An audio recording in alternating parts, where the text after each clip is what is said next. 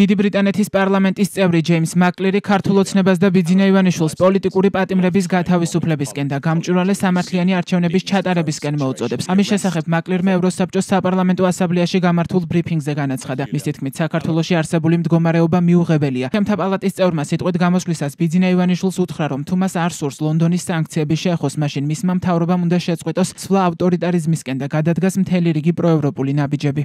It's something that the British government are very aware of, and as some of you will know, recently steps have been taken to sanction some people. როგორც ალბათ ბევრმა თქვენგანმა იცის, ბოლო პერიოდში ბრიტანეთმა სანქციები დაუწესა კონკრეტულ პირებს საქართველოში მოქმედებების გამო რისი მოწმეებიც ვართ. ოპოზიციის ლიდერების დაპატიმრება, წამყვანი ჟურნალისტების დაპატიმრება მიუღებელია და ისინი დაუყოვნებლივ უნდა გათავისუფლდნენ. მე აბსოლუტურად და ცალსახად გმობ ამას, ჩვენი გავლენით გაერთიანებული სამეფოს მთავრობა მნიშვნელოვან ზომებს ატარებს, კერძოდ გულისხმობ იმ ინდივიდების დასანქცირებას, რომლებიც როგორც ვიცით, ქართული ოცნების მთავრობის უკან დგანან, მათ შორის ბიძინა ივანიშვილის, რომლის დასანქცირებაც მე პირადად მოვითხოვე და ასევე სხვებისაც და მე მინდა მას მივმართო, რადგან ვიცი, რომ ის ისმენს, რასაც ჩვენ გაერთიანებული სამეფოს მთავრობასა და პარლამენტში ვამბობთ. ასევე ვიცი, რომ ქართული ოცნების მთავრობაც ისმენს, რასაც ვამბობთ, რადგან ისინი აქვეყნებენ განცხადებებს, სადაც აცხადებენ, რომ მე აზრზე არ ვარ, რაზე ვლაპარაკობ. ამიტომ მათ ასევე ვეტყვი, თუ გინდათ, რომ თქვენზე აღარ ვილაპარაკოთ, თუ გინდათ, რომ სანქციებით აღარ დაგემუქროთ, თუ გინდათ, აღარ მოგიწოდოთ რა ნაბიჯები უნდა გადადგათ, თუ გინდათ, რომ აღარ დავგმოთ თქვენი ავტორიტარული ქმედებები საქართველოში, ეს ძალიან მარტივია. გაათავისუფლეთ პოლიტიკური პატიმრები, გაათავისუფლეთ ჟურნალისტები, მიეცით საშუალება ქართველ ხალხს თავად აირჩიონ თავიანთი მომავალი. ჩაატარეთ გამჭვირვალე და სამართლიანი არჩევნები და მიეცით საშუალება ქართველ ხალხს საკუთარი გზა თავად აირჩიონ. იქნება ეს ევროპული გზა თუ რაიმე სხვა, ეს მათი ნება, ეს არ არის თქვენი გადასაწყვეტი. ამიტომ მოგმართავთ, გაათავისუფლეთ ქართველი ხალხი, შეწყვეტეთ უკუსვა ავტორიტარიზმისაკენ, დაუშვით თავისუფალი და სამართლიანი არჩევნები საქართველოში და ხელი შეუწყოთ ნათელი მომავლის დადგომას ყველა ჩვენგანისათვის.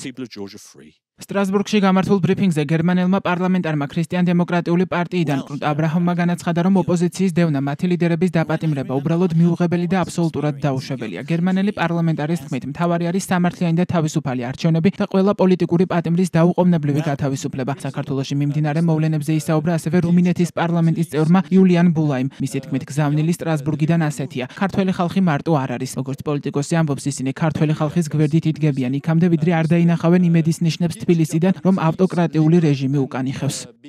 In prison, Mr.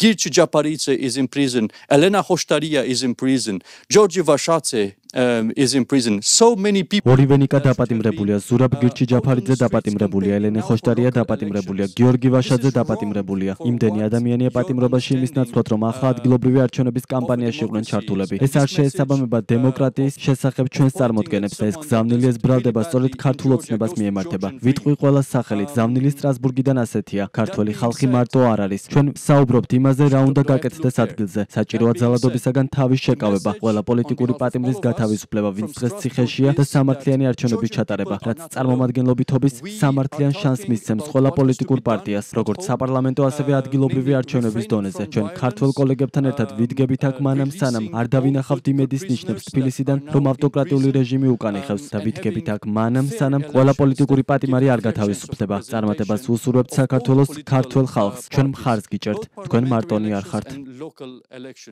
I remember my visits in Georgia. I have always experienced your country. როცა საქართველოში ჩემს ვიზიტებს ვიხსენებ, ის ყოველთვის წარმომიდგება როგორც ევროპულ ცივილიზაციაში ღრმად ფესვებგადგმული ქვეყანა, მაგრამ უნდა ვთქვა, ის რისი იძულებითი მოწმეებიც ახლა ვართ. ეს არის არა მხოლოდ ევროპული ღირებულებების, არამედ მთლიანად ევროპული ცივილიზაციის რღვევა. ოპოზიციის დევნა, მათი ლიდერების დაპატიმრება უბრალოდ მიუღებელია, აბსოლუტურად დაუშვებელია. განსაკუთრებით ევროპის საბჭოს წევრი ქვეყნის მხრიდან. როგორც გერმანელი, მე ყოველთვის ვამაყობ გერმანულ-ქართული ურთიერთობებით, არა მხოლოდ იმიტომ, რომ ანბანის მიხედვით ახლოს ვართ ერთმანეთთან. მე ყოველთვის ვგრძნობ, რამდენად ღრმა მეგობრობა ამ ორ ქვეყანას შორის და მინდა მადლიერება გამოვხატო ქართულ-გერმანული მეგობრობის მარშის მიმართ, რომლის შესახებ რეპორტაჟიც გუშინ ვნახეთ. მინდა ხაზი გაუსვა კიდევ ერთხელ იმას, რაც ჩემმა კოლეგებმა უკვე აღნიშნეს. თავარი არის სამართლიანი და თავისუფალი არჩევნები და ყველა პოლიტიკური პატიმრის დაუყოვნებლივი გათავისუფლება.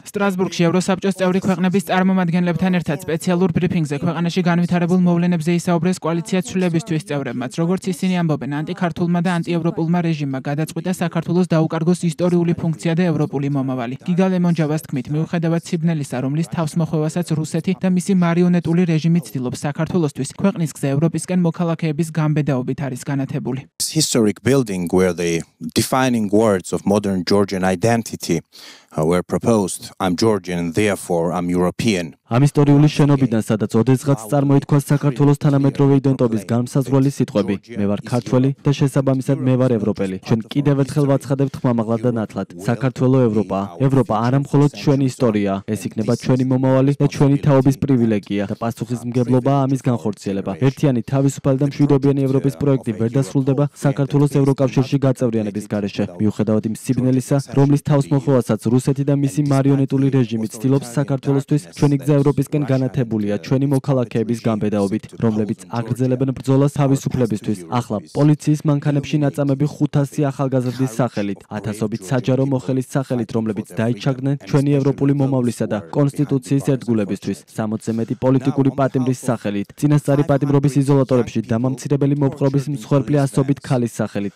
300 დღეზე მეტი ხნის განმავლობაში ქუჩაში მდგომი ადამიანების სახელით. ჩვენ ვაცხადებთ, ჩვენ არ დავნებდებით, არაფერი დამთავრდება სანამ ჩვენ არ გავიმარჯვებთ. ევროპის საბჭოს საპარლამენტო ასამბლეაში ხუთშაბათს 2 ოქტომბერს საქართველოს შესახებ გადაუდებელი დებატებია დაგეგმილი. ევროპის საბჭოს საპარლამენტო ასამბლეის ვებგვერდის მიხედვით დებატები სახელწოდებით დემოკრატიისა და კანონის უზენაესობის დაცვა საქართველოში დღის მეორე ნახევარში გაიმართება. გარდა ამისა, 2 ოქტომბერს ევროპის საბჭოს საპარლამენტო ასამბლეის სესიაზე გაიმართება შემდეგი დებატები: რუსეთი ახალი საფრთხეები ევროპული დემოკრატიებისთვის, სასწრაფო მოწოდება დამანგრეველი ჰუმანიტარული კატასტროფისა და ღაზაში ჟურნალისტების მკვლელობების დასრულებისკენ და სხვა.